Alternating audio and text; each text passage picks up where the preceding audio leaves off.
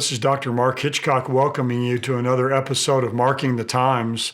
There are a lot of things happening in our world today that just, kind of almost gives us the impression that our world is kind of coming apart at the seams. So many tragedies taking place. And of course, we're so much more aware of things happening in our world today. And I just want to encourage all of us to be in prayer for our country and, in the wake of the elections that have taken place.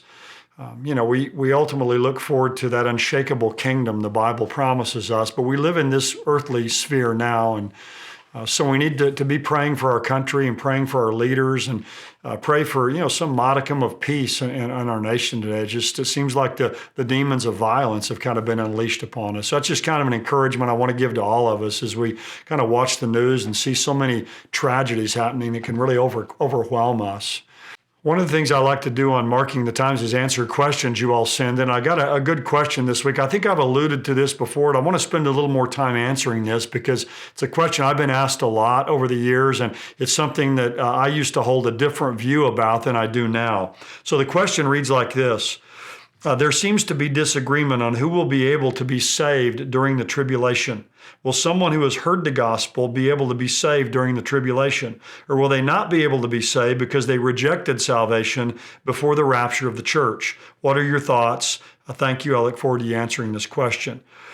When I was growing up, I used to hear it stated a lot that if someone heard the gospel clearly before the rapture takes place and they rejected the gospel, then after the rapture takes place, that person wouldn't have an opportunity to be saved.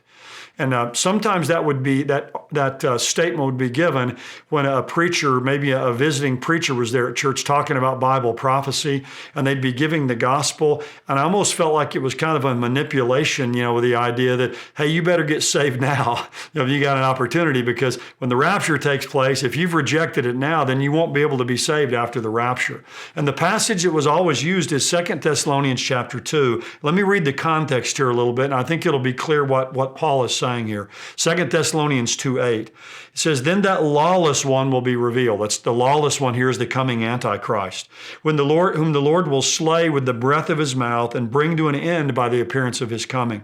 That is the one whose coming is in accord with the activity of Satan, with all power and signs and false wonders, and all the deception of wickedness for those who perish, because they did not love the truth so as to be saved.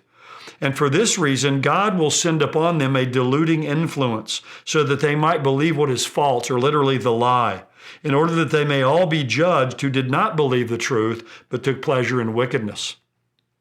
So what I heard growing up, and evidently this questioner has heard as well, is when it says here that those who don't receive the love of the truth is to be saved, that during the tribulation period, God will send upon them deluding influence so that they might believe the lie, because he says here that they didn't believe the truth and took pleasure in wickedness.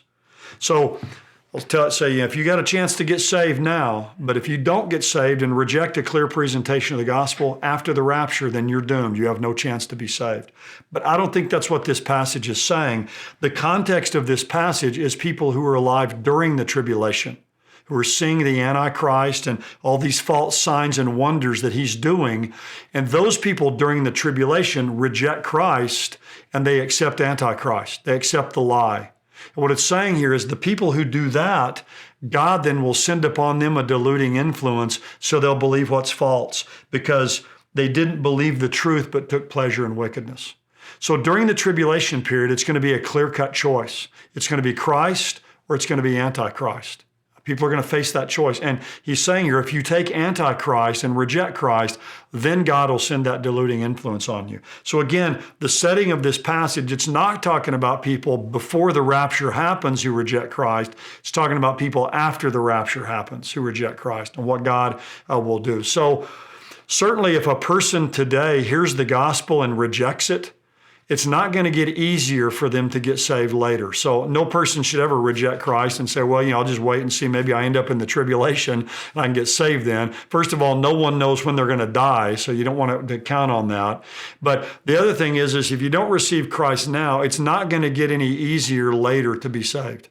So if you won't be saved now when it's easy to be saved, many, many people will reject Christ after that. But when you read passages like Revelation chapter 7, it tells us that there's going to be a myriad of people, a countless number of people who are going to be saved during the tribulation period. And that tells us that even in the darkest time of human history, our great God is going to still seek and save those who are lost. So many people will be saved after the rapture. Some of them will be people maybe who've never heard the gospel before, but I think many of them will be people who've heard the message of the gospel. So I hope that clarifies that issue that is really confusing to a lot of people.